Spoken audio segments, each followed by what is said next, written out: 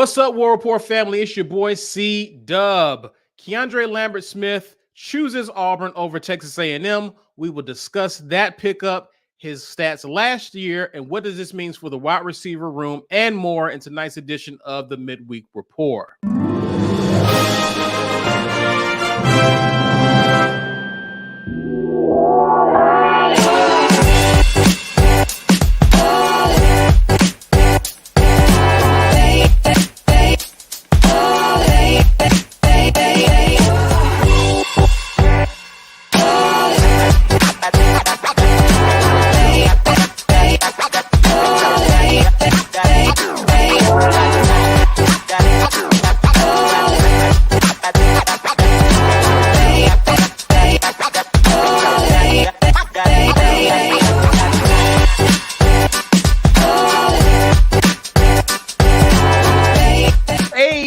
Happy Wednesday, everybody. Happy Wednesday. Welcome to the Midweek Report, courtesy of our show sponsor, Opelika Rage Room. Listen, Mike, did you know that in 2024 that it's okay to have rage? There was a time where that wasn't a good thing. It's okay to have rage. Okay, I like that. Yes, because now we got a room for all of that. It's the Opelika Rage Room and the Birmingham Rage Room. Go there and just rage out. All right, just break stuff, smash stuff, let it all out. Some people use punching bags, but you, Warport family, you use the Opelika Rage Room. So if you're in the Opelika area, you see the address below. Stop by, show them some support, show them some love as they show us love, as well as my Birmingham folks. You see the address there. Head there and tell them that the War Report sent you.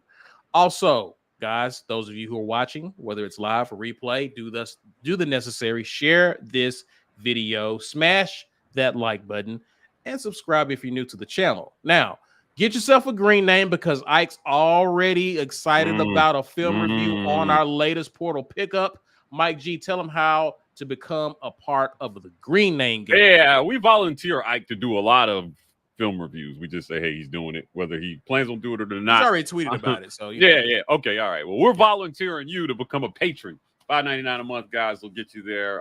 If you like the content that we're doing right now, we're gonna give you a sample of some of that content here today. These sponsorships, these micro sponsorships, help us keep that work going. So if you missed Peyton Thorne's mix segment, I highly suggest you go back and watch it. Big thanks to Peyton Thorne for taking some time to sit down with us. We fed him and we had a pretty good time sitting down with Peyton talking. So we're bringing you more quarterback this Friday. Again, like I said, we got a clip, but $5.99 a month, guys, sign up. Also, you can give the gift to the War Report by hitting that gifted membership button. You guys know the deal with this. Every single live cast, somebody does this. They give the membership. If you interact with our channel at a high level and you have not made a decision to become a patron, YouTube is likely to find you on the end of one of these gifted memberships, so check your email. Also, check out the War Report Podcast Network, Auburn Express, Uptempo, College Loop, and Just a Sec, bring you guys great audio-only content. Want to shout out also show sponsor MANSCAPED. Guys, this episode is brought to you by MANSCAPED. Did you know one man every hour, every day is diagnosed with testicular cancer? In fact, testicular cancer is the most common form of cancer amongst men aged 15 to 35. With April being National Testicular Cancer Awareness Month, our friends over at Manscaped have partnered with the Testicular Cancer Society to help spread awareness for men's health and early cancer detection. Visit manscaped.com/TCS to learn how to check yourself for early signs of cancer. And as always, you can use promo code RAPPORT for 20% off plus free shipping at manscaped.com. That's promo code RAPPORT for 20% off plus free shipping at manscaped.com. And before we get into the business, let's grab some of our super chats and comments there. See Harbin, welcome to the War Report family there. Yes. Auburn Dad. Instructions. The streak continues. Yeah, Auburn Dad gifted 5 War Report memberships. Thank you, good sir. Glad to have you. He actually has a comment.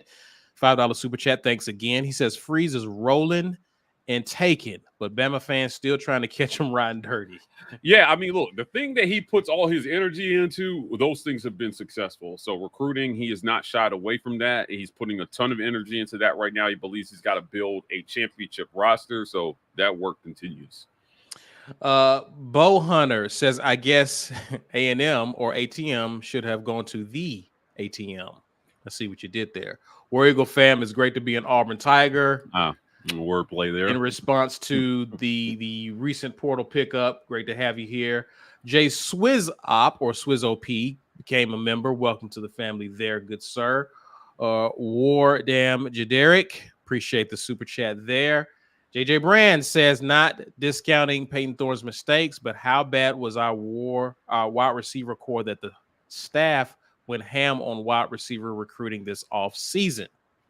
Yeah, ham. Okay, yeah, I guess. Right, like I mean, it feels so far away since they closed that recruiting class. Yeah, if you're counting, if you're counting the high school kids. Yeah. Like that's what I was like, okay, but it feels like Cam Coleman, Perry Thompson are like they've been here. You know, obviously Coleman went through spring. Perry gets to campus here in about a week, so we're excited to see what he can do. For sure. Well, let's get into it. People are already chatting us, commenting, excited about this pickup. Mike G, what are your thoughts with this most recent pickup? It was announced maybe about a couple of hours ago now that KeAndre Lambert-Smith commits to Auburn. He was scheduled to visit USC this upcoming weekend, but he has gone and made it official. He will be an Auburn Tiger come fall. Your instant reaction? Yeah, look, Caesar, Auburn lost their leader in receptions in that room in Jay Fair, right? And they went out and they got a guy who led Penn State in receptions yards. Javarius Johnson, actually. No. Javarius Johnson had You said receptions. Yeah. He led in yards, right? Jay Fair led in receptions, and they went out and they got a guy who led Penn State in both and had better numbers than both of those guys, right? So we're going to take a look at the numbers here in a second. But, I think that experience is something that Hugh Freeze was worried about in this, what I will call a bridge year to 2025. Now, we've told you guys repeatedly, this staff feels like they're not going to have what they need to run their system until 2025, like fully. So you've got to get through this year, which means getting some experience in, getting some guys who can hit the ground running, and maybe taking some of the pressure off of your high-profile freshmen for this first year, right? I think that that's important. Everybody's going to expect a lot of Cam Coleman, but Perry Thompson missed the spring, guys. So, I think the last thing you want to do is throw him out there while he's kind of swimming. We heard about this with Cam Coleman early in spring camp, Caesar, with him just not like, taking some time to process all the information that's getting thrown at him. Fortunately, he's a guy that just go out there and play. So, I think that KeAndre Lambert-Smith helps them fill that kind of experience gap. And I think he talked about, and it seems like he's bought into what is being expected of him. He mentioned being a pro and wanting to teach the younger receivers how to be a vet or be a pro at this level. And so it seems like he's bought into what you're saying, being a bridge to the younger receiver core. It seems like he understands what the coaching staff wants him to do, which makes this even more of a good transition in terms of our wide receiver room. Your thoughts? Yeah, leadership is important at every level. And having guys who have experience, sometimes experience is a key, factor to leadership. And he's got that. He's got experience on the field. So, again, you have a very young wide receiver core that's coming in. Bryce Kane, Malcolm Simmons, Cam Coleman, Perry Thompson. There's going to be a lot expected of these guys. And don't forget my guy, Dylan Gentry. I give my guy Dylan some love. Cam Coleman might be the best, but Dylan might be the most famous right now. And so it's going to be interesting. It's going to be interesting to see how they play it in this year. Now, there was a belief about Peyton Thorne that they didn't know how good he could be here because they needed to upgrade the talent around him. Well, seemingly you've done that. So we'll see how that goes. For sure. More on KeAndre Lambert-Smith, 6'1", 182 pounds. This guy was pretty much, he was, as you mentioned, Penn State's leading receiver. But when I look at some of kind of the highlights, didn't really get a chance to really watch film. I can do that for us. but I saw Penn State utilize him at different spots. He played the X, Y, and Z at times, Mike. So he can play the outside, but he can also play the slot receiver. He caught a lot of short passes, and we're going to show some stats that show his yards after catch. But he caught a lot of passes, 10 yards or so, and he made plays afterwards. So he's kind of a shifty guy. And so he's kind of a guy who they can line up opposite of Cam Coleman, or he can play in the slot as well. So if they go 3 wide receivers, so he's a guy who appears to be really versatile and is a veteran and much needed in the wide receiver room. Let's look at some of his stats for last year with Penn State. They are as follows. Last year, KeAndre had 85 targets with a total of 53 catches. He had a total of 673 yards with 336 yards after catch. In the slot, he took 120 snaps. Wide, he took 235 snaps. For the season, he had 5 drops total, and yards per catch averaged about 12.7. Again, they did a lot of dink and dunk in his offense, and he was pretty much the receiver they were dinking and dunking to, evidenced by his yards per catch there. Mike, your thoughts about the stats as you see this type of production? Clearly, Auburn could have stand to use that type of production last year in the wide receiver core. This is what's coming to Auburn in the fall in 2024. Your thoughts? Look, 85 targets. Caesar would have been good for like 9th in the SEC in terms of targets. Now, I think the targets are an important number here, because if you don't like the number that we're looking at, like 85 targets, right? Auburn didn't have a receiver with more than 50 targets last year. I'll say that again. No receiver had more than 50 targets. So if you want to see that yardage number go up, volume has to go up. Right. Hugh Freeze has to put the air back into football in 2024.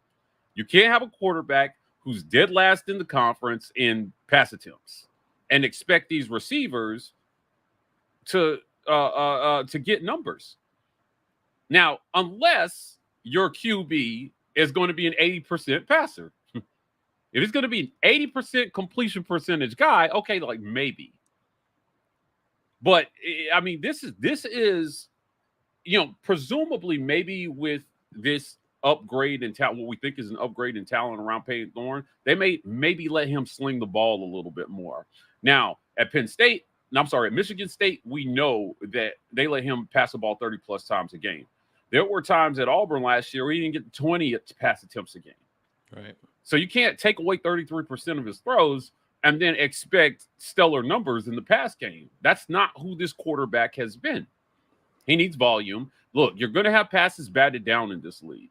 You're going to have incomplete. You're going to have drops. It's going to happen, right? You have to be able to throw the ball in volume. And a receiver like Lambert-Smith, he needs his targets, man. He needs his targets. We'll take a look at like where they rank in the SEC, like where his numbers would have ranked in the SEC a little later. And so, to your point, Mike, it seems as though Hugh Freeze is working towards more volume in terms of pass attempts, because obviously there's been changes in the staff. You brought Derek Nix over from Ole Miss. It's been rumored that Hugh Freeze is going to take over play calling. So there are steps that are being made towards Auburn throwing and airing the ball out a little bit more in 2024. So you have to think that while he may not get 85 targets next year, we should see an increase overall in terms of the receivers that Auburn currently has on the roster. Yeah, I think that volume's going to go up. Flat out, volume's going to have to go up. If it doesn't go up, you're in for a long year. Right. You're in for a really long year. So, you're Payton Thorne also, but this is your last year playing college football. You got to put the air back in the football. You have to. If this is, if Payton Thorne wants to play at the next level, he's got to show he can throw the football. Yeah. So trust me, he wants this. And we sat down with him again. I mentioned, if you have missed that mix segment that we did with Peyton Thorne, he expects to throw the football more this year. So this is just another step in the coaches having faith in the passing game, because I think their options at quarterback were limited. So going out and getting, another quarterback, they looked at it this offseason, but Hugh Freeze was pretty clear that he felt like they weren't going to go after a quarterback. Matt Rule told us, if you don't have $1 million, you can't even touch a top portal QB. Huh. And I don't think that Auburn had that kind of QB money this offseason. They got money, but it wasn't going to be QB money. So he decided to stick with Peyton Thorne, unless, it would have taken an otherworldly prospect for them to move off of that. And when we said this, Caesar, people were up in arms. There's no way we can go into the season with Peyton Thorne as our quarterback after last year. And I said, guys, I don't know what to tell you. Get used to it. It's happening. Yeah. That's what they're going to do. That's what they've done. And so, well, I remember, I'm reminded of something that you said during the SEC tournament, when Auburn won the SEC tournament in basketball, and you saw Hugh Freeze on the court, and he said something specific to you in terms of how he wants to move the program forward. And he talked about the importance of high school, right? So where I think this coaching staff has done a good job, it remains to be seen how good of a job they will have done in the portal. It seems like they've done a really good job in year 2 in identifying the guys, the right fit as it pertains to their needs. But I think that when it comes to QB, Hugh Freeze is very specific about how he wants to handle his room. And he has admitted to you offline about the importance of high school. Yeah, well, he said, I need 2 more recruiting classes. I said, Coach, when are we going to be celebrating your SEC championship? And he looked me dead in my eye and said, I need 2 more recruiting classes, Mike. He said, the portal is not the way to build long-term success in this league. You got to do it from high school. I need 2 more classes. So when I hear I need 2 more classes, I hear that he doesn't think this roster is close to what it needs to be to compete. So when I told people ceiling 7-5 next year, everybody got up in arms about the statement, I'm like, I don't know what to tell you. I'm listening to what the coach is saying about his roster. And I'm telling you, if I'm taking him at his word, 7-5.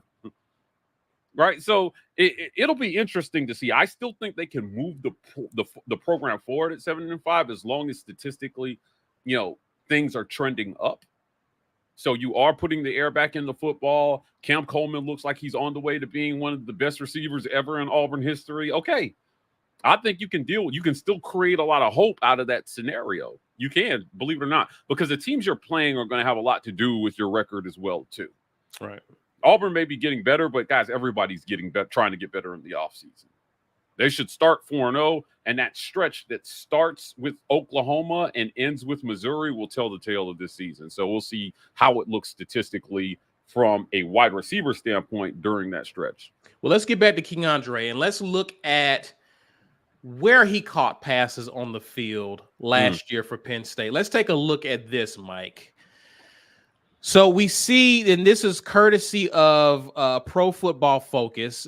This is kind of like a receiving depth graph that shows where on the field that he caught passes, whether it's behind the line of scrimmage or whether it was anywhere from the line of scrimmage to 10 yards out, 10 to 20, 20 and beyond. Not a lot of targets beyond 20 yards, Mike. Yeah, so a lot of his work was done in kind of like the intermediate type short routes, it seems. Again, they dinked and dunked a lot with him last year. And so we see where he was used effectively, caught a lot of passes over the middle of the field, actually. So your thoughts about him and his appears to be between 10 and 20 yards is where he got a good bit of work there, especially from 0 to 10. Your thoughts on how you think Hugh Freeze may use this guy based off of what we're seeing right here. What are your thoughts here? Yeah, I just want to make a point here, and I'm going to go back to this other graphic. On this graphic, we added slot, and where they played him 120 snaps at the slot, and then he played 235 snaps at the wide out. That's what that is, guys. So going back here, right, like When you're catching the ball over the middle of the field, I'm looking at this. I'm like, are those slants?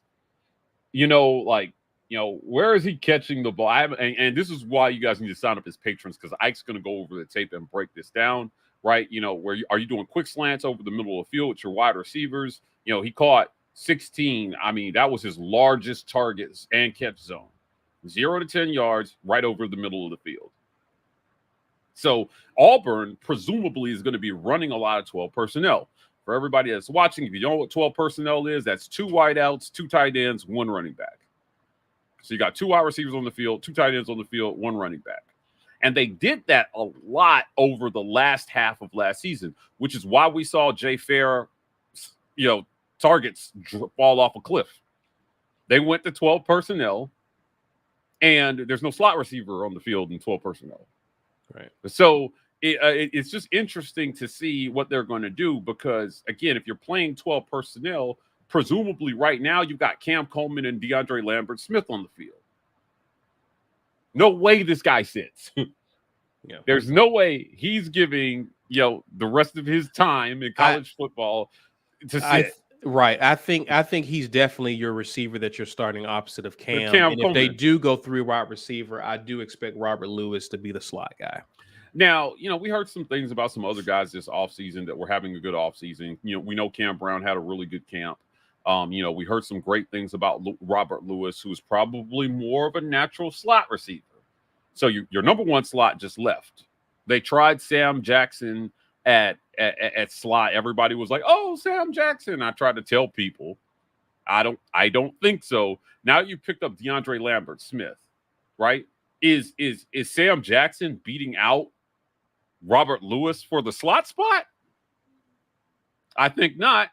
This forces him even down further. You know what I mean? If you ask me, because if you talk to a lot of folks, they had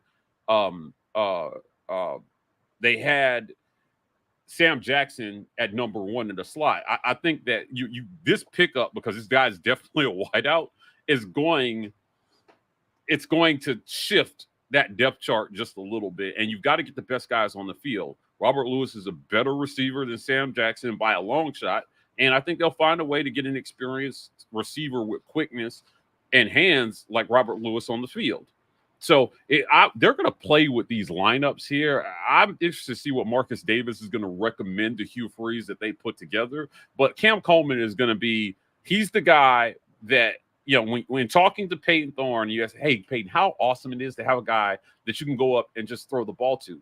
Peyton said when he was playing with Keon Coleman, those 50-50 balls, Keon would tell him, it's not 50-50. When the ball's in the air and I'm on the field, it's 80-20. All right? Cam Coleman is an 80-20 guy. You throw it up, 80% chance he catches it, 20% chance it's incomplete.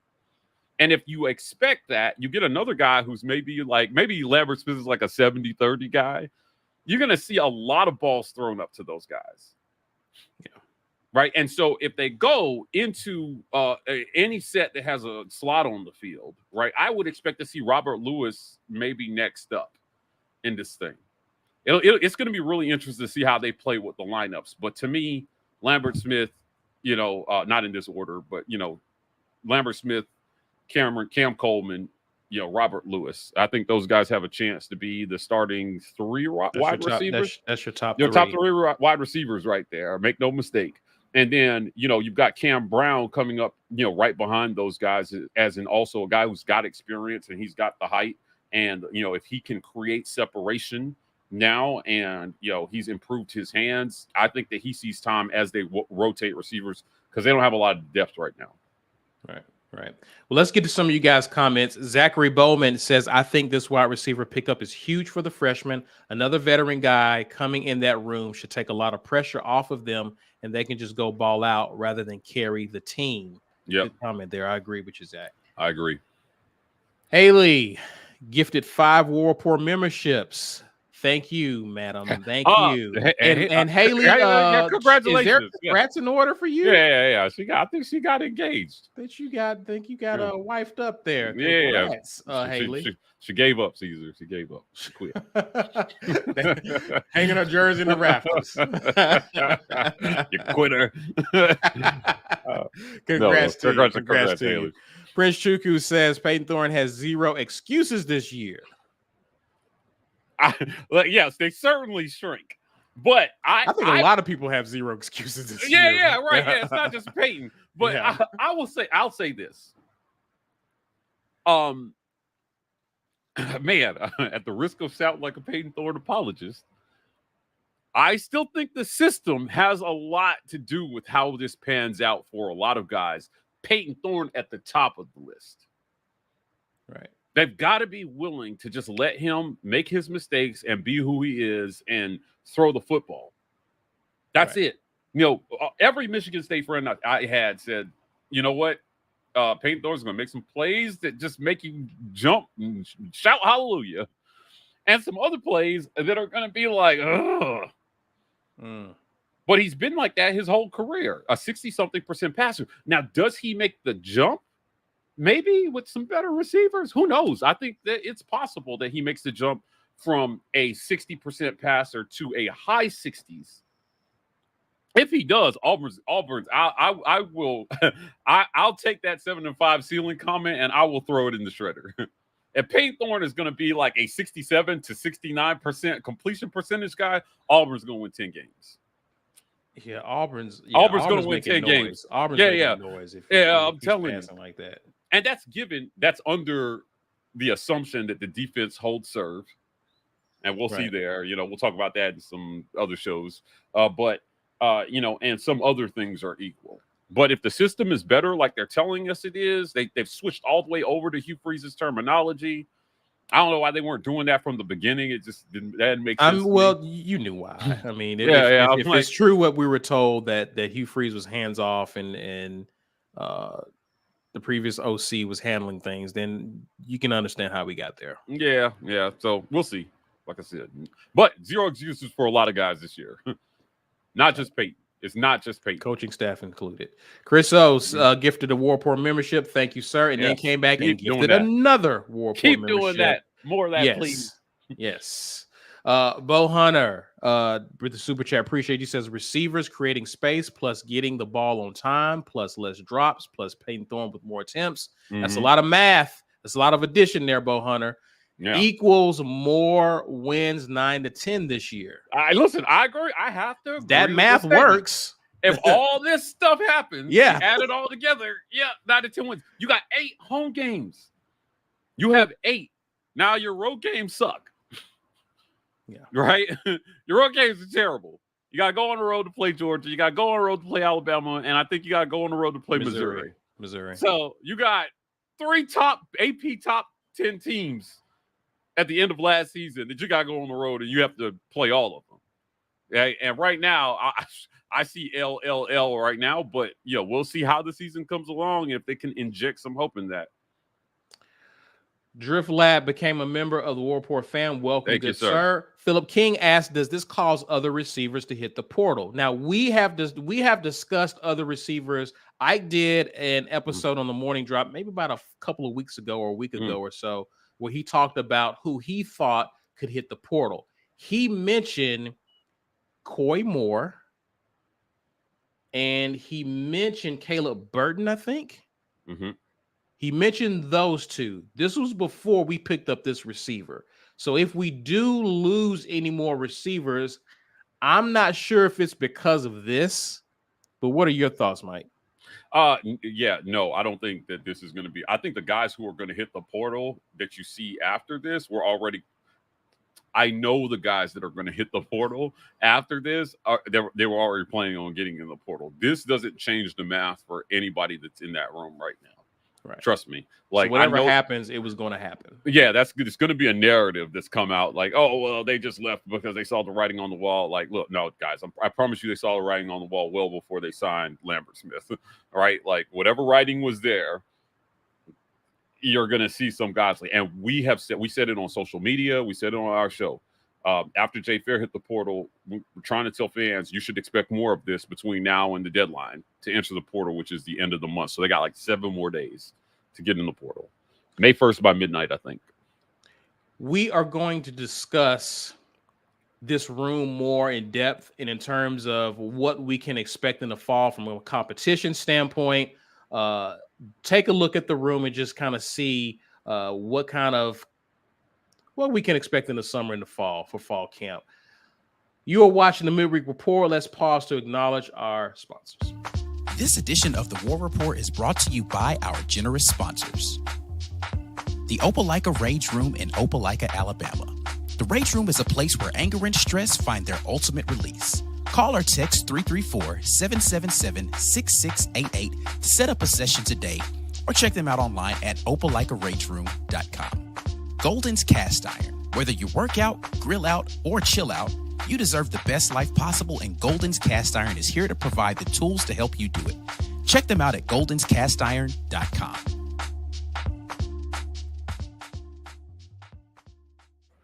Guys, you know what the deal. Sign up as a patron. You guys are doing it as we speak, and that's amazing. So let's keep that energy going. Also, gifted memberships. Lots of you guys doing that right now, so we'll spend a lot of time here, but we appreciate you guys for doing that.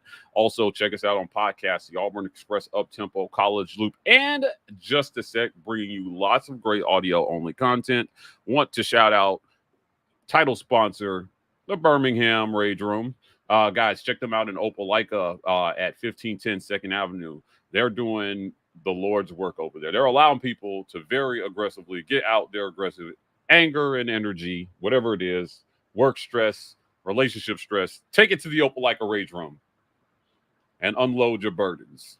Just give it all to God there at the Opelika Rage Room. And if you're in Birmingham, you can do the same at 2616 7th Avenue, Birmingham, Alabama.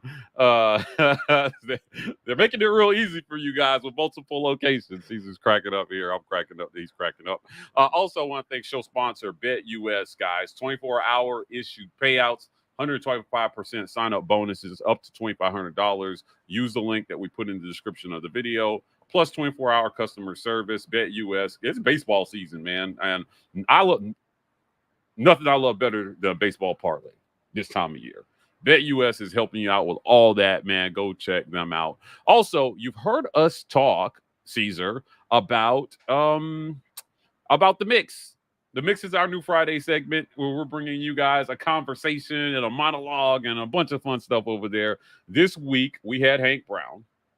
And here's a little snippet about how that conversation went. You make up your mind to throw that ball before the snap, or like how's Hank Brown reading? Yeah, so on that specific play for A-Day, there's a certain look that we like pre-snap versus that type of route. It's kind of like a split route through the middle of the safeties, and so obviously if you get a one high look, you don't like that off the pre-snap look. Mm-hmm. But if you get a too high look, you're like, okay, my probabilities are increased from pre-snap look. But it's not just like, okay, I'm gonna throw that. You gotta confirm by who you're looking at on that specific play. And for that play, it was the Badger safety, and he set his feet, and I'm like, oh man, shouldn't be doing that with camera. And so, yeah, I would definitely consider myself a gunslinger. Hank said he's a gunslinger. He's not wrong. Yeah, he's not wrong. He's not wrong. wrong. He came out, he threw that thing down the field to Camp Coleman at A-Day. I think he's looking to do more, hoping for an opportunity to do more of that. We saw him in the bowl games throwing up for Caleb Burton. That was absolutely perfect.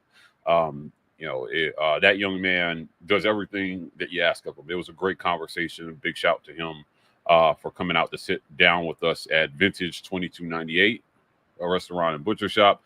Please go check them out if you're in the Auburn area and you want a good hearty meal. They've got some great things going over there. But like, man, I am telling you, there's some potential in this QB room.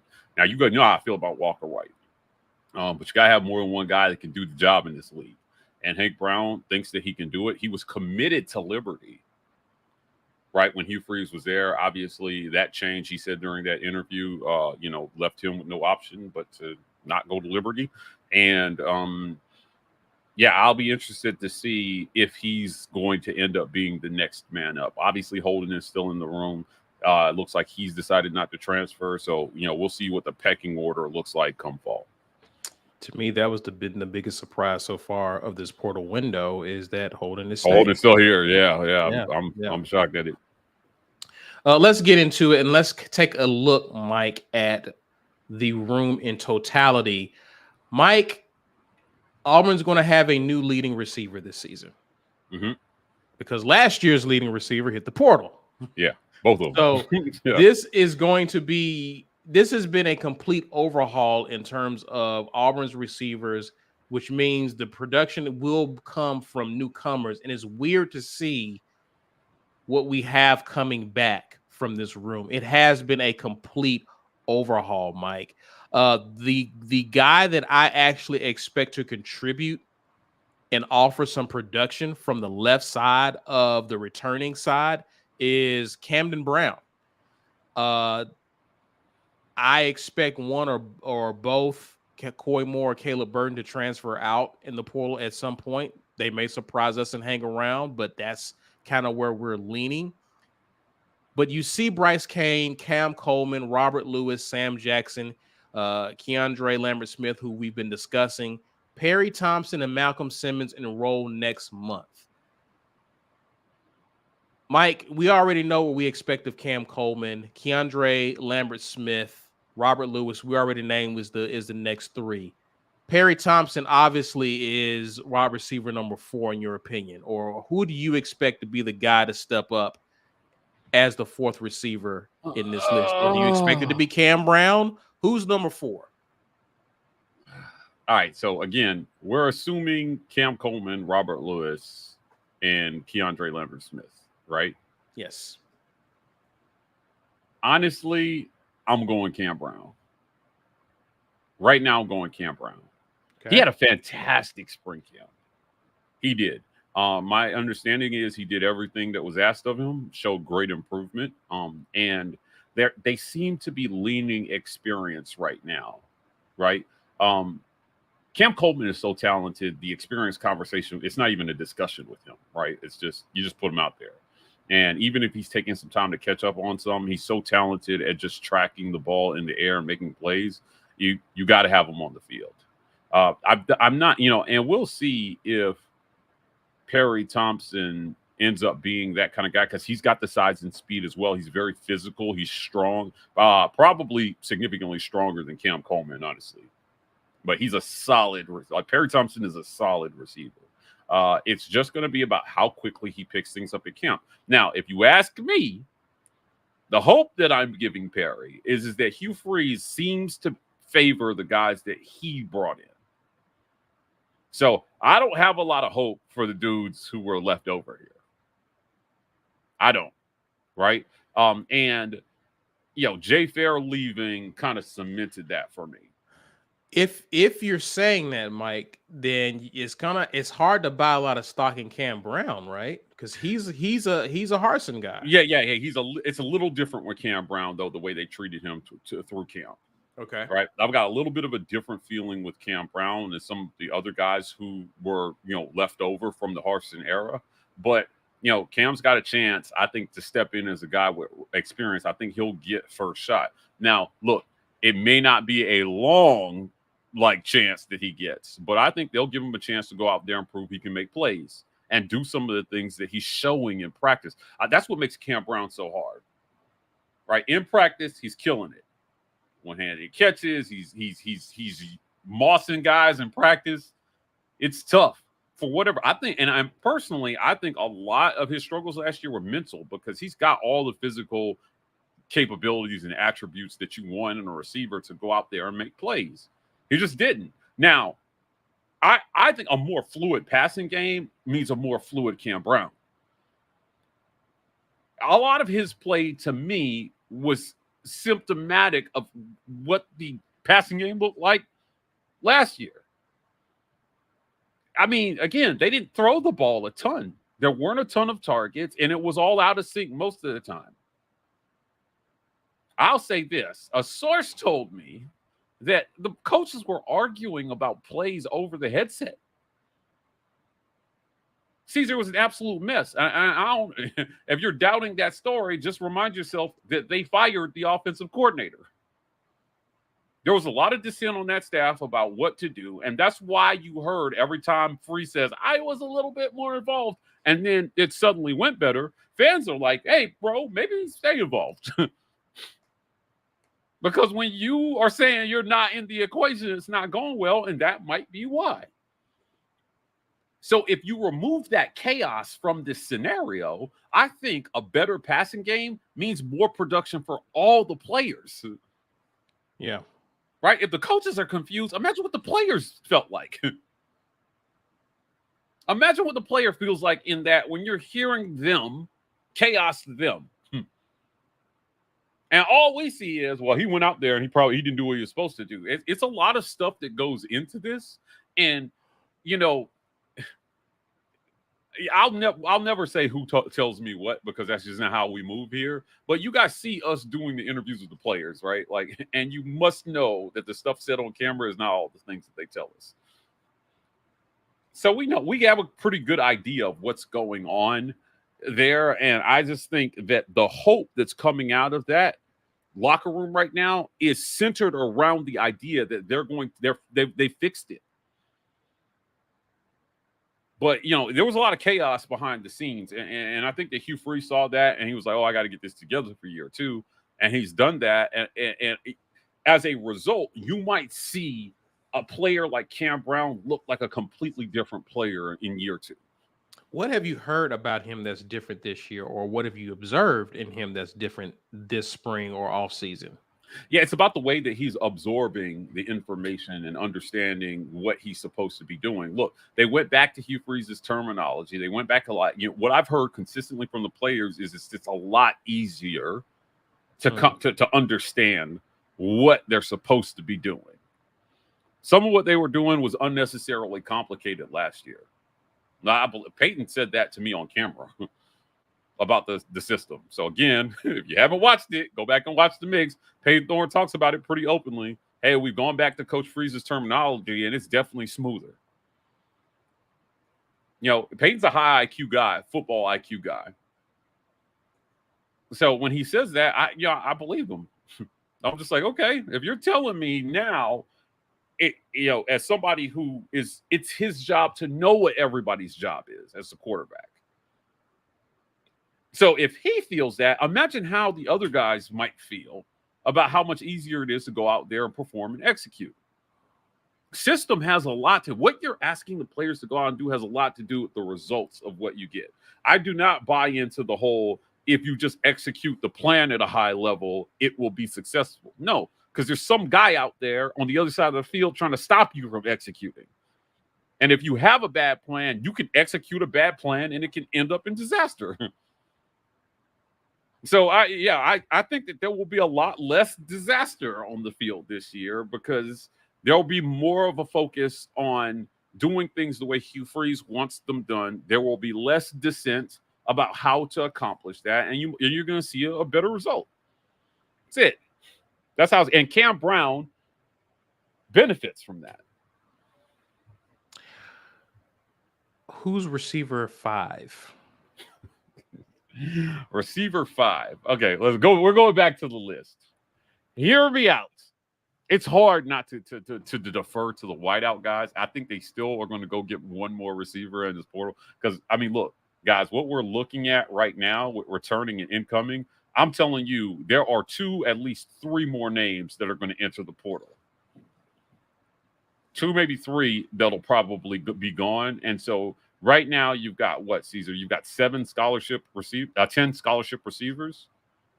I think that they go into the season with 10 scholarship receivers. So in other words, you're getting if you lose 2, you're getting 2.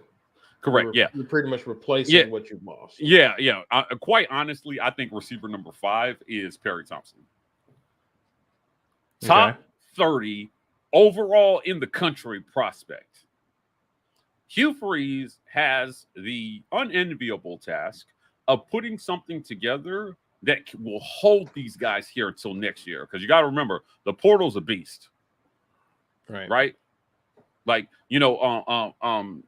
Dion looks like he's got reverse Benjamin Button disease from the portal. I don't know if you saw a picture of him. Like, man, he's aged, man. And it's like also he was gray everywhere. He went in with no grays at the job, and they're losing 5-star prospects left and right to the portal because players have the autonomy now to go find some place that fits their staff. And suddenly the gimmicks aren't working anymore. And you don't have the NIL pockets of some of these other schools at Colorado. Right. So where does that leave you? It leaves you having to re-recruit a large portion of your roster every year. So look, man, we might see Hugh Freeze age here quite a bit. I wouldn't be surprised if he's had at least 2 or 3 conversations today with players about entering the portal or not entering the portal. That's going to be his whole day until May 1st. Yeah. But again, that to me, that doesn't surprise me, Mike, because that he had the most portal additions of any coach or school last year. So it doesn't surprise me that there's a lot of attrition as a result of the guys that he brought in. Right. To your point about that's why I think Perry Thompson is it, right? I think that he is next man up because you got to keep Perry Thompson happy. Yeah. You have to keep him happy. And there's got to be a clear, defined path to playing time for him. You know, how do I say this? Okay, so you know how I know they like Jeremiah Cobb? In spite of there being a million running backs seemingly playing throughout the year between Hunter and Damari and Battie, they found ways to get Cobb carries. They let him feel what it was like to play under the lights. He was a guy they recruited that they wanted, and they found a time for him last year. I expect Perry Thompson to get the same treatment. They will find ways to work him into the game plan because it's a hard sell to kids to sit for a whole year and then promise them that they're going to be the next up. Former Auburn quarterback Chris Todd told us this in one of the first interviews he ever did with us when we were a young channel. He said he had a conversation with former Heisman winner Jason White from Oklahoma. Jason told him, he says, it doesn't matter if you won the Heisman. They're always trying to bring somebody in that's better than you. So you can't afford to sit there thinking, I'm next. Because the next Cam Coleman might be being recruited. And if you haven't done the work or you sat there thinking, oh, it's just be my turn up because I was here first. No, that guy can come in and take your job. Well, Cunningham has locked in an official visit this summer with Auburn. So yeah, I'm telling you, like if you're another Perry Thompson, 5-star. I don't care about these portal wide receivers are coming in. You're not selling me to sit for a whole year and just be patient. No, I want on the field now because I believe in me and I know that you're going to go out and try to get somebody who's better than me in the next cycle. So what it means, Mike, is what I'm hearing is that Perry Thompson, as the season progresses, needs to be at least the number 4 wide receiver. Yeah, he better move up the chart. And now a lot of that will have to do with him. Now, obviously, he's got to know his assignment. He's got to be able to do the things that they're asking him to do. He's got to be where Peyton expects him to be. He has to be a reliable guy. I'll be interested to talk with Peyton after camp, after he's had a chance to throw to Perry Thompson this summer. Now, I saw, Peyton's like 3rd day on campus last year. I saw him doing a private workout with Jay Fair and Damari Alston, and Cam Brown was there. And who was the 4th guy? I forgot who the 4th guy was. But, he came to campus, Peyton did, and he got straight to work, trying to develop some rapport with his receivers. Admirable work, right? The Lord's work, the stuff that has to be done. I expect him to do the same thing this summer with Perry Thompson. As soon as Perry Thompson hits campus, Peyton Thorne is probably going to be sitting on his bed in his dorm room. Welcome to Auburn. Let's go throw. When he gets here. I don't know how else to say it, man. They're going to get straight to work, and he's going to try to see if Perry Thompson can be a Cam Coleman type this year. And if he shows that playmaking ability to Peyton, he's going to be in Freeze's face begging to get him on the field because it's the SEC. And if I'm Peyton and I'm under duress and I know I have to throw the ball up and make a play. I want as many guys like Cam Coleman on the field as possible to help make plays for me. Go back to A-Day. That touchdown to Cam Coleman was underthrown. And, it was well underthrown. I can't say that if that were an SEC DB out there, that might not have been picked if the DB had got his head around. But in this case, the DB didn't. And even though the DB didn't defend it well, the catch was still pretty amazing. Right. Running down the field, full speed down the field, the way Cam Coleman was, to be able to stop your momentum and catch that ball the way he did, then stay on his feet and get the end zone. If Perry Thompson is that, it shows to be that kind of dude early, like Cam Coleman is, he's going to see the field. You're not going to be able to keep him off the field, right? Because sometimes you just need guys who can go up and catch it. And Hugh Freeze has repeatedly talked about catch radius, Caesar. He says, we need guys with catch radius in this league.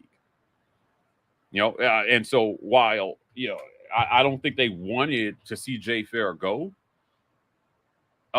Jay is a guy who can catch the ball, but does he have the catch radius Hugh Freeze is looking for? I'm not sure.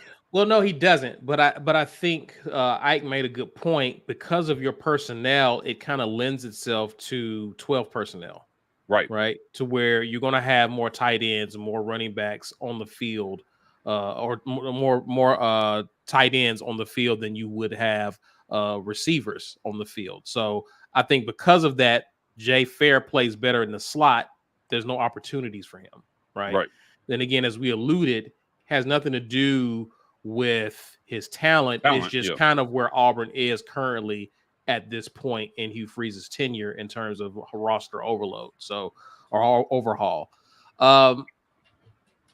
It's going to be interesting to see what happens to this room as we go further into the offseason. Do more wide receivers leave as some of us expect to? Does Auburn get more receivers? And if so, who is left in the portal? I'm not sure. I'm not familiar with any. I know there's a receiver people have mentioned from Houston. I don't know if he's committed anywhere. I think his last name is Brown as well.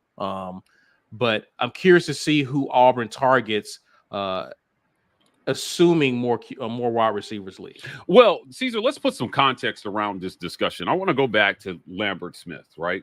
Again, we put this together here. 85 targets, 53 catches, 673 yards, right? He had 336 yards after the catch. So, more than half or about half of his yards were after he caught the ball.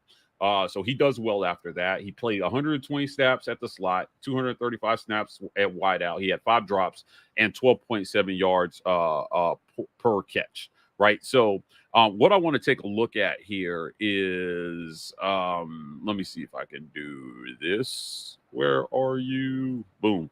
Okay. So this is the SEC. This was wide receivers in the SEC last year. Right. So up here, you had Malik Neighbors, who had 128 ridiculous targets. Now, Jane Daniels slung the ball around, not as much as you would have thought, but because he was a 70+% completion guy, they ate in that system. Right. So LSU had 2 receivers in the top 5 of the conference in targets. Right. Brian Thomas Jr. had 87 targets. So look at this here, right? Lambert-Smith would have been somewhere in here in the top 10, only 2 targets off being 5th with 85 targets. And Auburn, if you go to find an Auburn receiver on this list, you got to go way down here to 29. Jay Fair at 29, 45 targets. That's crazy. Other SEC schools have got 4 or 5 guys in the top, you know what I mean? Yeah. Before you get to Auburn's first receiver in targets. This is how hard it was for the receiver. I'm trying to explain to people how low volume was last year. Oh, the receivers suck. Okay, but they didn't get the ball thrown at them hardly ever. The whole thing was out of whack. Now, you can argue maybe they didn't get the ball because they couldn't create separation. I'm calling bull on that one, too. There was a 61-39 run-to-pass ratio. Well, I mean, and even in Ike's film review, we saw wide receivers running open Yeah. on film. So Yeah. The system took the air out of the football. The other thing that I want to point out here, when you go to receptions, right? So if we organize this by receptions, 53 receptions would have been around 11, tied for 11th in the league. And receptions. Now, what do you got to do? We know Jay was also Auburn's leader in receptions, way down here at 30. Having a guy up here is definitely going to be worth, to me, a win or two, given to how close some of those games were. can we pull up real quick, Mike? Do you have any more points to make about this stat? Yeah, and then yards, right? 673 yards. Still would have been good for 15th on this list. Right? Now you're talking about yards, you got to go way down here to 37, Javaris Johnson. This is just wide receivers, guys. We didn't include tight ends in this metric because Deontay Lambert is a wide receiver. So we're talking about how the receivers perform. Like, wow. Again, low volume, so low yardage, right? And low reception totals. Just didn't throw the ball a whole lot. Right. I want to pull up KeAndre Lambert's stats again, Mike, and I want to make a point real quick. Okay. So what I want to point out here is, let's look at yards after catch. He had 336 yards after catch. Obviously, when receivers get time to make plays after they catch, what you're talking about there, Mike, is an accurate ball. Mm-hmm. Yeah. Right. So not only are you talking about more volume in terms of passes, but you're talking about accurate balls that's going to give guys like KeAndre Lambert-Smith opportunity to make plays after the catch, right? You don't want to see plays where they're falling down making a catch, or they got to sacrifice their body to make a catch. You want to see them catch the ball in stride. Basically, perfect timed routes, timing on your throws, hitting the guys in stride, giving them the opportunity to work. So in addition to more volume of passes, obviously not every ball is going to be accurate, but you want to make sure you're getting the ball to the players where they can make plays upfield so that this offense can become explosive. Your thoughts there? Yeah, look, this takes me back to some previous shows that we had a couple years ago when we talk about ball placement, right? Ball placement is the difference between like a good pass and a great pass, right? A good pass will get there and it'll give the receiver a chance to make the catch. A great pass is a pass that gets there and it gives the receiver a chance to make a play. Right? I'll say that again for the people in the back.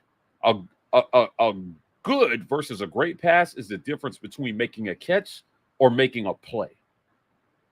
Right? And the ball is accurate, you get a chance to make a play because you're expected to make the catch. What I want as a receiver is a chance to make a play, score a touchdown, catch the ball, juke my guy, get upfield, score a touchdown, dance with the cheerleaders. That's the goal. Every time they touch the ball. And if you don't have to expend all your athleticism, Caesar, trying to just make the catch, you can make plays.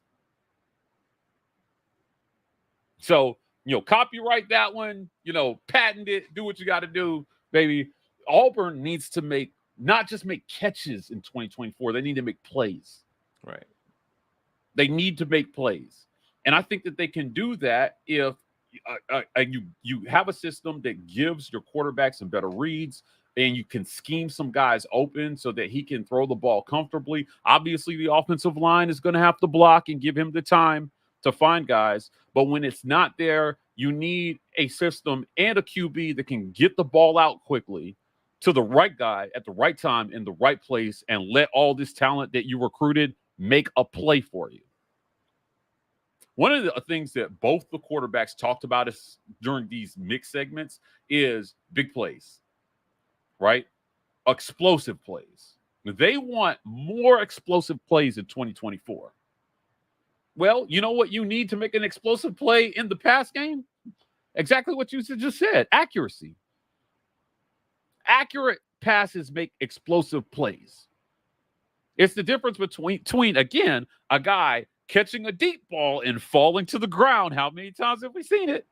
Right. Versus an accurate ball where it's caught in stride and he's in the end zone. How many times in all the years you guys have been watching college football, how many times did you see a good pass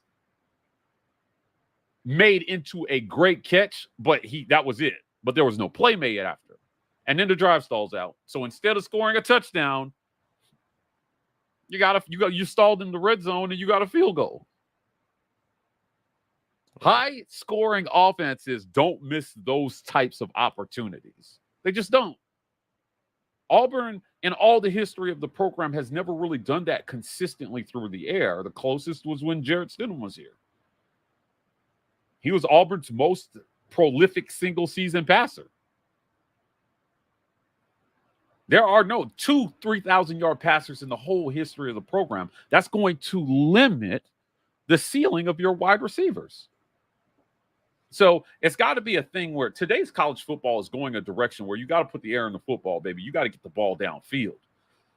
You got to be able to press them because guys are too quick and too fast and too big and too smart and way too athletic for you to dink and dunk people to death without proving that you can hit them over the top. It's going to catch up with you eventually. Right. If you are no threat to make a big play in today's college football, baby, you're no threat. I mean, it's no different than just running the ball. Yeah. They're just going to squat on the routes, play up close, and dare you to beat them deep. Eventually, they'll make a play. You know, it's a different sport. But did you see the clip of Caitlin Clark waving off South Carolina's Raven Johnson? Yeah. Right? She's no threat to shoot. I'm not even guarding it. So disrespectful. I love it, though. I love it. I love that attitude. Like, yeah, she's just like, and you know what I love even more was Raven Johnson took that personally. And she came back and she was like, all right, bet. You think I forgot about that disrespect? Two ultimate competitors kind of going at it. But like in any sport, when you're no threat to do something, right? It's like 4 or 5 on a basketball court, it's like playing 5-on-4. Right. You can't shoot. We saw that in Auburn's on the women's side in their first tournament game.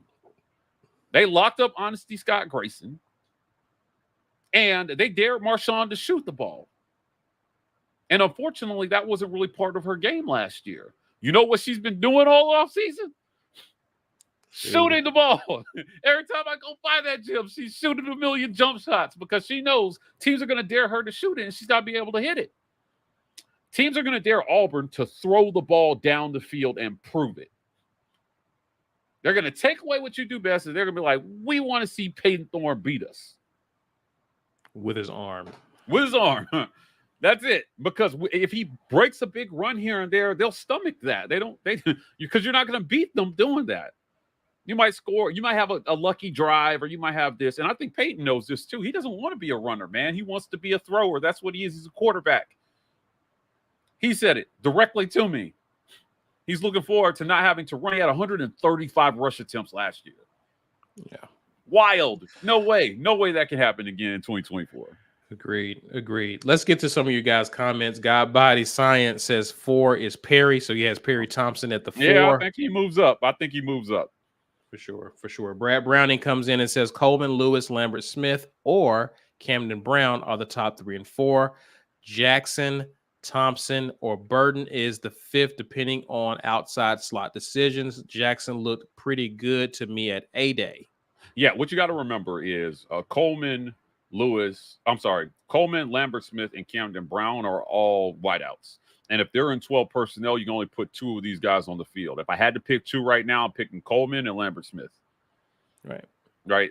That's it. And I don't care that Lambert-Smith came in after the spring. Right. What did we see at wideout that makes you think that he can't, with all the yards he caught last year? And Drew Aller had a rough season. I mean, I think he was like 59% passer last season, but he had almost 400 pass attempts. So he passed for 2,600 yards last year. And as a result, Lambert-Smith still got to eat. Right. I don't think he believes in Aller. Like all my Penn State friends were so disappointed in Drew Aller. Really, he came in with a lot of hype that year. A lot of hype, yeah, and I bet you they would kill to have Sean Clifford back. After they dogged him out. Yeah. Listen, he was a tough guy. Don't know what you got till it's gone. For the bloggy, says a hidden overlooked aspect of KLS's game is that he's a plus run blocker. If you go back to the 2022 game versus Penn State, KLS is a receiver who springs Penn State's long TD run in the fourth. The receivers of old. The receivers of old, Caesar, are smiling at this comment. Darvin Adams and Terrell Zachary were two of the blockingest wide receivers I've ever seen. Holy crap, those guys could block, right? And it opens things up on the outside. It opens up your jet sweeps and things of that nature when you can block on the outside. Coates was pretty good at that too. He was. Sammy Coates was pretty good at that. Good talk, man. Listen, Auburn has a receiver out of the transfer portal. A big pickup in KeAndre Lambert-Smith. Ike Jones probably going to talk a little bit more about this maybe on Friday. Mike G, tell the folks how they can become a member of the War Report.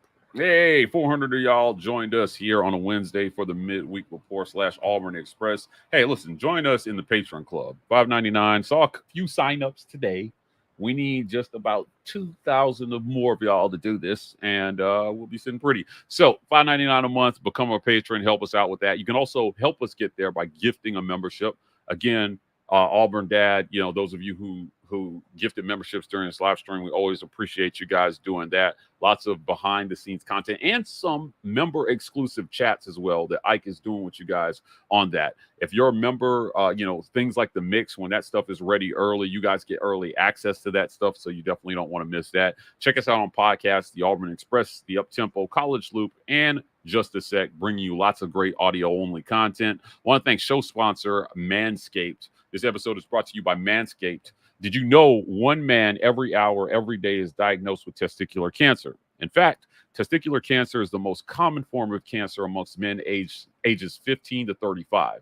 With April being National Testicular Cancer Awareness Month, our friends over at Manscaped have partnered with the Testicular Cancer Society to help spread awareness for men's health and early cancer detection. Visit manscaped.com/TCS to learn how to check yourself for early signs of cancer. And as always, you can use promo code RAPPORT for 20% off plus free shipping at manscaped.com. These are really important health issues that are facing men. You guys have heard of the Outlive Foundation. Bruce Pearl, he encourages early screening to make sure the sooner they catch it, the more treatable it is and the better the survival rate is. Guys, cancer, we get mad about a lot of things in life, but I'll tell you, cancer is one of our biggest enemies, and we want to help you guys defeat that. So manscaped.com is helping us do that. So as you're grooming, make sure you check yourself. Talk to your doctor.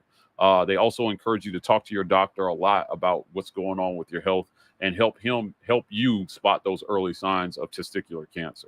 Last but certainly not least, I want to thank show sponsor, the Opelika Rage Room, the Birmingham Rage Room.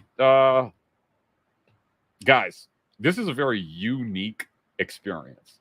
If you've never broken a windshield with a bat, I'm telling you, you could do this for the first time ever in your life at the Opelika Rage Room. They've got bats. I personally, Caesar, like playing baseball with the wine bottles. The wine bottles are really fun to break. Car seats. No baby inside, obviously, but car seats are there. Jesus Christ. Plates, dinner plates, mugs and cups you can throw at the wine. This is a fun time. They also have like a paint room where you could just like splash around paint under neon lights. Opelika Rage Room, check them out at 510 2nd Avenue, Opelika, Alabama, and in Birmingham at 2616 7th Ave in Birmingham, Alabama. We love them for being a sponsor of the War Report and especially the Midweek Report. All right, y'all, before you get out of here, do us a favor and share this video. Smash the like button. Subscribe if you're new to the channel. We're on X, IG, Facebook at The War Report. Yeah. You can also find us on TikTok at TW Report. That's it for now, guys. Be on the lookout for the AU mix with Baby Goat. Baby Goat. Brown. Mike G is dropping the latest mix, so check it out as it releases on Friday. We also will drop a morning drop as well, so be on the lookout for that. Until then, y'all, take care of yourselves. Enjoy the rest of your evening, and as always, War Eagle. War Eagle.